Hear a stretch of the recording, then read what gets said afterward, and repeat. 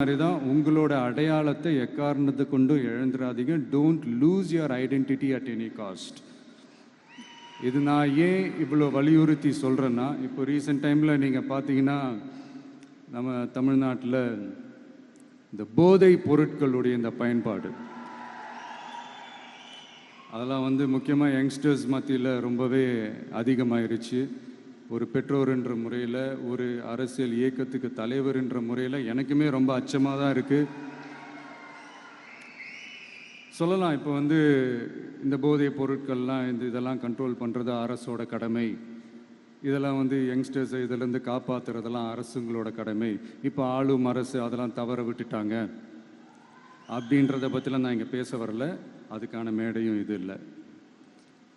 நான் என்ன சொல்ல வரேன்னா, சில நேரத்தில் அரசாங்கத்தை விட நம்ம லைஃப்பை நம்ம தான் பார்த்துக்கணும், நம்மளுடைய சேஃப்டியை நம்ம தான் பார்த்துக்கணும். ஸோ உங்களுடைய செல்ஃப் கண்ட்ரோல், உங்களுடைய செல்ஃப் டிசிப்ளின் அதை மட்டுமே வளர்த்துக்கோங்க. Say no to temporary pleasures, say no to drugs. எனக்காக இது ஒரே ஒரு வாட்டி ரிப்பீட் பண்ணுறீங்களா? Say no to temporary pleasures, say no to drugs. No, ஒரே ஒரு வாட்டி please. Say no to temporary pleasures, say no to drugs. Thank you. இந்த உறுதிமொழியை நீங்கள் எல்லாரும் எடுக்கணுன்ட்டு ரொம்ப தாழ்மையுடன் கேட்டுக்கிறேன். மற்றபடி வேற ஒன்றும் இல்லை.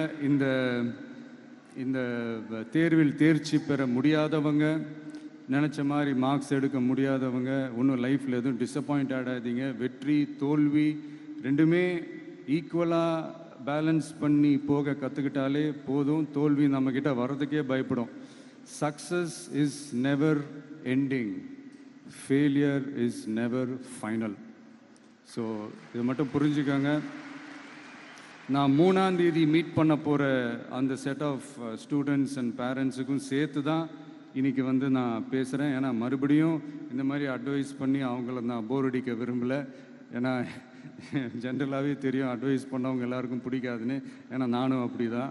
அதனால் ஸோ அன்றைக்கி டைரெக்டாக நம்ம ஸ்டூடெண்ட்ஸை கௌரவிக்கிற அந்த நிகழ்ச்சிக்கு நம்ம போயிடலாம். So thank you. மீண்டும் சந்திக்கும் வரை நன்றி, வணக்கம்.